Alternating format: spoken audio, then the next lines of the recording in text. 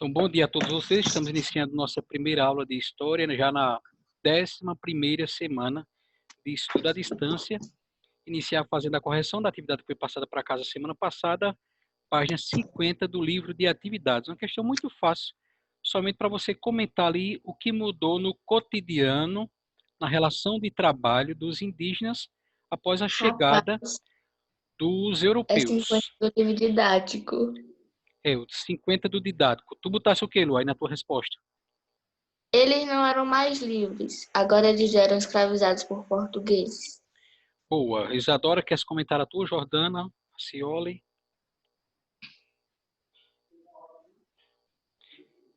Jordana, a gente não está escutando tu. Desligar, se liga de novo agora para ver. Siqueira, quer comentar a tua também? Que uma hora eles estavam trabalhando para si próprios, depois foram escravizados e trabalharam para os outros. Boa. Liberdade, Luísa citou. Trabalho para os europeus, Siqueira citou. Jordana, será que conseguiu? Lara, Cláudia, Acioli, querem comentar a resposta de vocês? Ô, professor, eu não sei se tá certo, mas eu coloquei que eles perderam um pouco da cultura. Boa também. Isso também, Acioli. Então, nós podemos aí pegar esses três elementos que vocês disseram, né? Ana Lu citou aí a falta de liberdade. Siqueira citou aí trabalho que agora não mais trabalhavam para si, agora trabalhavam para os europeus. E como a Cioli citou por último, também a cultura deles, todos os costumes foram mudados, né? Enquanto que os indígenas trabalhavam para suprir suas necessidades, a gente comentava isso na aula passada, eles não precisavam acumular, porque tudo estava à disposição da natureza, né? E agora eles precisavam, como vocês disseram, mudar essa cultura, que antes trabalhava para a sua subsistência, para o seu sustento, e agora trabalhar para acumular, derrubar, sobretudo, árvores. Esse foi o primeiro trabalho ao qual os portugueses submeteram os indígenas, derrubar, em troca de presentes bobos. E na cabeça do indígena aquilo era a coisa mais natural e simples. Porque todos os presentes que os portugueses trouxeram, um simples espelho, um pente, um calçado, uma veste, um colar de pérolas, uma coisa ou outra, tudo aquilo era novidade. Então, empolgava os indígenas a trabalharem. Em troca de tudo daquelas novidades, daquelas bugigangas, os portugueses queriam madeira, e era o que mais tinha ao redor deles. Então, só que aí depois, a brincadeira terminou ficando sem graça, eles não quiseram mais brincar dessa troca de presentes, e aí foi quando os portugueses passaram a obrigar, através da escravização de indígenas. Então é importante a gente saber disso adiantando, que antes de ir buscar escravos lá na África, eles quiseram primeiramente submeter os indígenas ao trabalho escravo.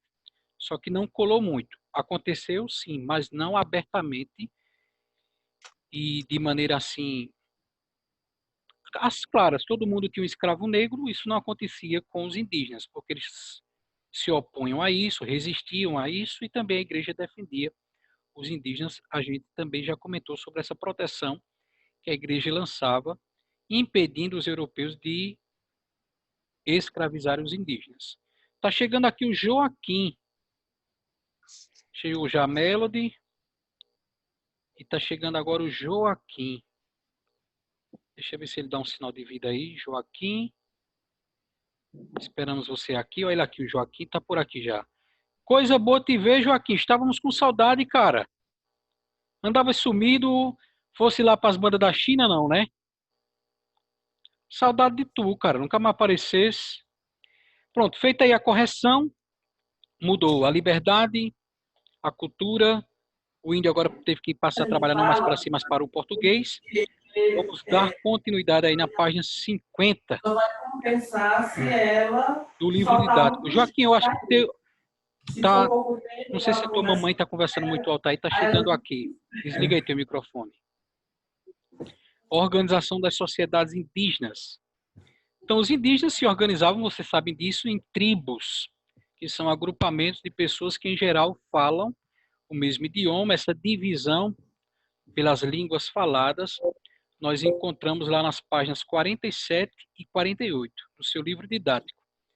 Na página 47 você tem os principais troncos linguísticos, as principais raízes, os principais, digamos assim, idiomas falados pelos indígenas.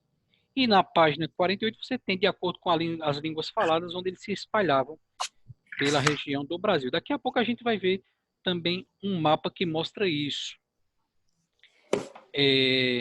Voltando lá na página 50, as tribos se dividiam pelos idiomas falados, possivelmente todos aqueles indígenas da mesma aldeia vinham de um ancestral comum. Em alguns casos, formavam um único agrupamento denominado de aldeia. Então, aldeia é quando reunia várias tribos.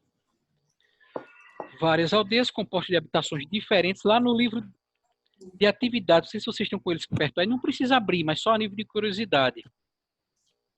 No livro de atividades de vocês têm uma ilustração que mostra um pouquinho 3 formas de organização.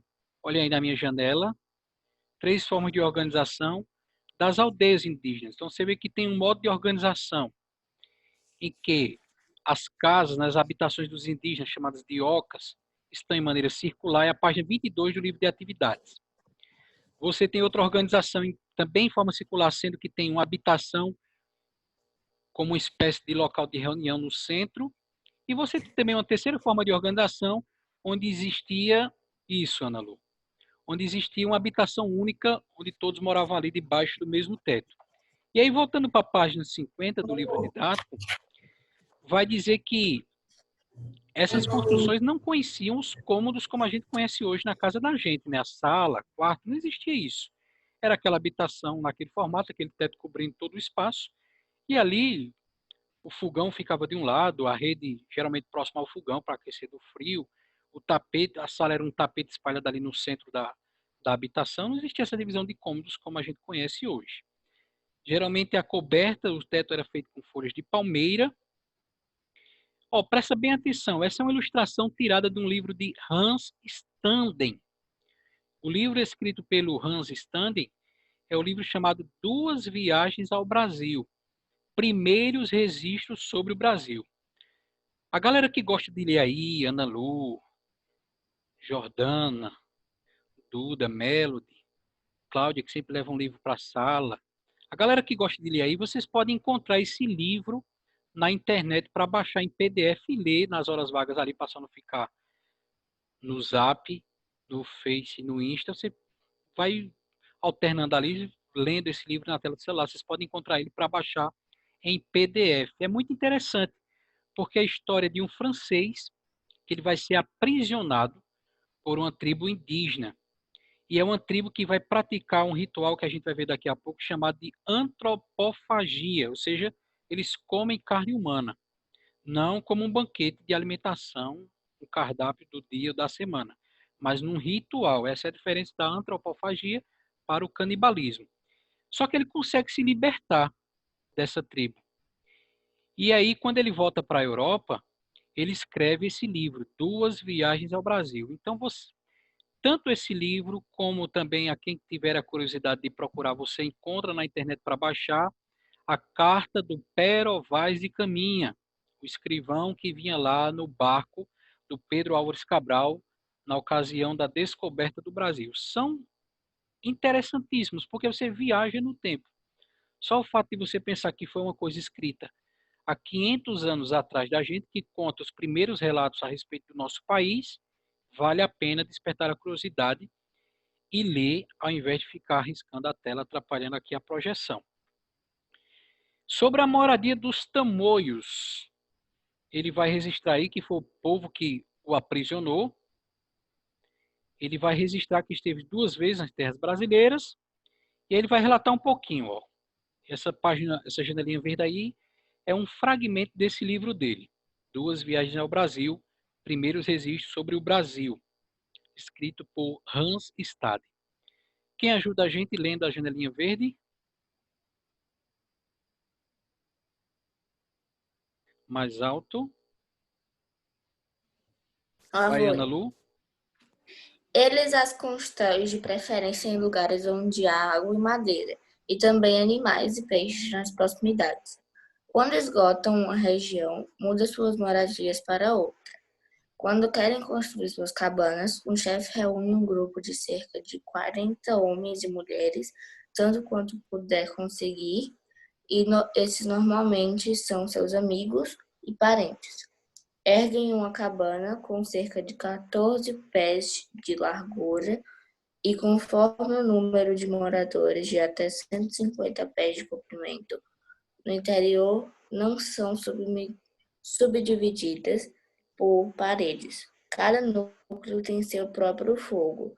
O chefe da cabana recebe um lugar no centro. Ok, então um pouquinho aí a organização das moradias e do cotidiano dos indígenas, que o Hans Stad foi testemunho ocular. Hein? Isso aqui ele não está escrevendo de um gabinete lá da Europa. É um europeu, mas ele não está escrevendo de dentro do seu gabinete, imaginando como seria. Ele presenciou isso aí nos meses em que ele esteve como prisioneiro da tribo dos Tamoio, que escapou por pouco de não virar churrasco. A cultura indígena, aquilo que a senhora dizia que mudou com a chegada dos portugueses. Vamos ver aí na página 51. Alguns grupos indígenas, diz lá o início da página, fabricavam artefatos de cerâmica, como vocês podem ver aí nessas ilustrações. Esses artefatos, esses vasos, serviriam para armazenar as caças, alimentos, também serviam para higienização, guardar água para ter toda vez que ia ao rio, lavar o rosto, escovar os dentes, se é que eles escovavam, né? Guardar também bebidas, farinhas, guardavam-se nesses potes. Indica que esses grupos precisavam guardar alimentos, mostram que eles estavam ligados ao desenvolvimento da agricultura. Sendo que esse primeiro vaso que vocês veem ilustrado aí na página 51 é uma urna funerária, guardava aí os restos mortais de algum indígena. O outro é um vaso bem ornado, né, bem cheio de detalhes, que deveria ter funções e utilidades múltiplas, diversas. Outra prática dos indígenas era a confecção de máscaras com casca de árvore, cerâmica ou peles de animais. Essas máscaras não confeccionavam para dançar um baile ou pular carnaval, não. Elas tinham um ritual mágico usado também nas caçadas. Lembra pra gente um pouquinho lá do homem pré-histórico, né? Que também desenhava aquelas pinturas rupestres com esse sentido aí religioso, místico. A pintura corporal, as mulheres eram quem preparavam as tintas para essas pinturas que tanto homens e mulheres faziam. Essas duas ilustrações, né, de indígenas mascarados, à direita aí da sua página 51, são indígenas da tribo Jurupxuna. Jurupxuna. Abaixo nós vemos aí indígenas do grupo Tupinambá tocando um instrumento chamado maracá. Sobre a confecção de instrumentos, vamos pedir que alguém leia aí esse parágrafo ao lado da imagem, abaixo aí na página 51. Alguém? Os indígenas compunham músicas com instrumentos criados com casco de tartaruga, ossos e madeira. Entre os instrumentos, podemos destacar o trocano, confeccionado com tronco de árvore, além de flautas, rascadores, assobios, maracás e tambores. Valeu aí, Siqueira. Passando a página 52 para a gente concluir o nosso capítulo 8º. E aí nós vamos ver o que é que a gente vai fazer daqui para frente, concluindo esse capítulo, né? Eu sei que amanhã a gente vai ver um vídeo super interessante sobre esse ritual antropofágico dos indígenas, que vai falar aí agora nessa página 52, as crenças e a guerra. Vamos ampliar aqui a projeção. Então, os indígenas, a religião deles acreditavam, como ainda hoje em dia muitos acreditam, sobre esse equilíbrio dos elementos da natureza. E acreditava que tudo na natureza existiam espíritos que regiam as forças da natureza que precisavam ser cultuados. Esses espíritos, eles tanto interferiam no funcionamento, na ordem da natureza, por isso precisavam ser cultuados contra as tempestades, chuvas fortes e tudo mais, ventanias, vendavais, outros fenômenos da natureza, mas também interferiam na saúde pessoal dos indígenas. Então, geralmente, tem aí o líder, diz essa quarta última linha, o líder religioso dos indígenas, chamado pajé, atuava como curandeiro, pois ele conhecia o uso de plantas medicinais para curar as doenças e realizava rituais religiosos para se comunicar com os espíritos das florestas e de ancestrais, tanto para acalmar as forças da natureza, como também pedir a cura de diversas doenças. E aí na ilustração vocês veem indígenas da tribo Carijó, ou Cariós. Outra pessoa lê esse segundo parágrafo da página 52. As migrações eram constantes entre os indígenas, principalmente entre os tupis, que acreditavam em uma terra sem males, uma espécie de paraíso, onde haveria fartura. Todos seriam felizes e viveriam eternamente. Essa crença aumentou bastante com a chegada dos portugueses. Os indígenas passaram a imaginar que esse paraíso estaria distante dos colonizadores. Valeu, Melody. Então eles acreditavam, muitos indígenas aí, na existência de um paraíso, uma terra sem males, né? Essa crença aumentou bastante com a chegada dos portugueses, passaram que, pelo jeito dele, sobretudo violento de tratar, estivesse muito distante de onde esses europeus tinham vindo. Lembrando, gente, que não havia aquela diferenciação, né? O indígena olhava para si ou para os seus e dizia, nós somos indígenas e esses que estão chegando aí são europeus. Eles nem sabiam de onde eram. Esse nome europeu, essa divisão entre europeu e indígena, isso aí foi colocada pelos próprios europeus. Nós somos da Europa, essa galera lá do Novo Mundo, que depois vai se chamar América, que depois vai se chamar Brasil. A gente achou que eram as Índias, indígenas, para diferenciar dos indianos lá da Índia, mas na cabeça do índio não tinha essa divisão, era só gente estranha. Isso é importante porque a gente pensar que aqui para o território nosso, que futuramente seria o Brasil, não só veio português. A gente acabou de ver o relato do Hans Standen, que era um francês, que veio para cá também. Então, os franceses vieram para cá, os holandeses vieram para cá. E na cabeça do indígena não tinha. Olhava para um e dizia, esse veio de Portugal, esse veio da França, esse veio da Holanda. Sabia que vinha de algum outro lugar, mas eles não conheciam a existência da Europa, né? Não conheciam, não tinha essa diferenciação de onde é que estavam vindo. Essa diferenciação só existia na cabeça do europeu, que dominou o cenário, né? Por isso que é importante a gente ter a curiosidade de ler um livro como aquele do Hans Stande, mesmo em PDF, a gente encontra para baixar, porque a gente vai fazer essa viagem no tempo e perceber a coisa como foi relatada há 500 anos atrás. Esse livro de história que nós temos em mão, ele foi escrito muitos anos depois, e ele tem a visão do europeu sobre o fato ocorrido. Se a gente quer conhecer mesmo de fato as coisas como eram há 500 anos atrás, temos que ler essas fontes históricas, mas só a nível de curiosidade. Essa pesquisa propõe para a gente perguntar um pouquinho, a gente não vai fazer porque não está em sala, mas ela propõe a gente se perguntar e procurar saber sobre o poder medicinal das plantas. E aí vocês já podem ligar o microfone, Joaquim, os demais, Siqueira, Melody, para dizer em casa. Quando tem uma dor de barriga, faz um chá de quê, Joaquim? Boldo, né? Tá sem sono, aí faz um chá de camomila para acalmar os nervos. Ainda hoje a gente acredita assim nesse poder medicinal das plantas, né? As guerras em que os indígenas travavam entre si, é o que a gente vê ilustrado aí na página 52. É importante a gente perceber isso, que aquelas várias tribos indígenas, que a gente tem na página 48 do seu livro didático, a divisão delas, elas também brigavam, eram inimigas entre si.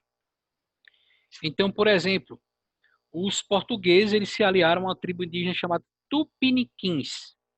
Já os tupinambás, que relata aí no segundo parágrafo lá da imagem, eles se aliaram aos franceses. Então havia briga entre tupinambás e tupiniquins, havia briga entre franceses e portugueses, de modo que um francês seria inimigo tanto de um português quanto de um tupiniquim. Por outro lado, um português seria tanto inimigo do francês, que queria tomar a terra, quanto dos seus aliados, os tupinambás. Então a guerra era algo constante entre os indígenas, que brigavam só para mostrar mesmo o uso de força. Era uma parte assim até da cultura deles, não para dominar a terra do outro, mas só para não tinham o que fazer, vão pelo menos se gladiar aqui, brigar, comemorar uma vitória, coisa do tipo assim. Era a identidade desses grupos, não eram provocados apenas por disputas materiais ou por terras, como dissemos, mas muitas vezes visavam a vingança, motivadas por conflitos anteriores com grupos considerados inimigos. E aí nós vimos o Tupinambá que realizava os rituais antropofágicos, mas não eram os únicos.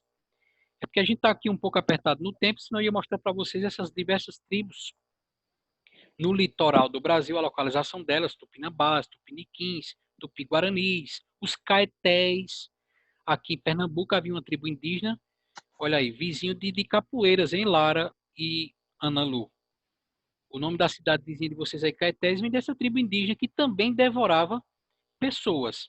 O primeiro bispo católico, Fernando Sardinha, o bichinho veio lá da Europa catequizar os indígenas viram aquele bispo gordão e disseram, oxe, isso aí tem muita força, muita saúde, a gente vai devorá-lo. Então cita os tupinambás, mas não eram os únicos grupos indígenas que realizavam esse ritual antropofágico, que a janelinha verde vai explicar um pouquinho, né? Aquilo que a gente já disse. Não era apenas um banquete, um cardápio de alimentação, mas era um ritual acreditando absorver as qualidades, as forças, as capacidades daquele prisioneiro. Vocês teriam alguma pergunta sobre essa nossa conversa de hoje? Sim, não, talvez. Podemos concluir. Deem um sinal aí de vida, de fumaça, façam um joinha. Podemos concluir, né? Eu acredito que sim. Sim. Então, valeu, Cláudia. Para casa, vocês vão responder simplesmente a página 54, que conclui o capítulo 8º, né? Tira uma foto na vertical, tá, gente? Para não estar mandando duas fotos, você tira uma foto na vertical, pegando aí a página toda e manda para a gente lá no Classroom. Página 54 do livro didático. Lembrando que amanhã eu vou gravar a aula para lançar amanhã. Será sobre um vídeo que mostra um prisioneiro alemão da tribo dos Tupiniquins. E todo o contexto da cena, um vídeo pequeno de 20 minutos, é um documentário, na verdade, se desenrolar sobre essa questão da antropofagia, devorar os inimigos para absorver suas capacidades. Se surgir alguma dúvida na hora de resolver essas 4 questões, da página 54 do livro didático, podem perguntar lá no privado. Bom restante de segunda-feira, está começando a semana. Uma abençoada semana para vocês. Amanhã teremos um vídeo aula. Não deixem de assistir, um documentário muito interessante sobre o ritual antropofágico dos indígenas. Valeu, bom vê-los. Algumas carinhas aí que estavam com saudade, fazia semanas que não apareciam. Dona Lara, seu Joaquim. João Marcelo está por aqui também. Liga a câmera aí, João Marcelo, para nós vermos esse ruivo que estávamos com saudade desse cabelo ruivo. Valeu, gente. Um abraço. Olha aí o João. Valeu, João e os demais. Bom restante de semana. Até amanhã. Jordana, pergunta a papai da tatuagem. Valeu, Ana Lu, Acioli, Siqueira, Lara, Claudinha, Melody, Bom Vê-los, Mona Lisa. Tchau.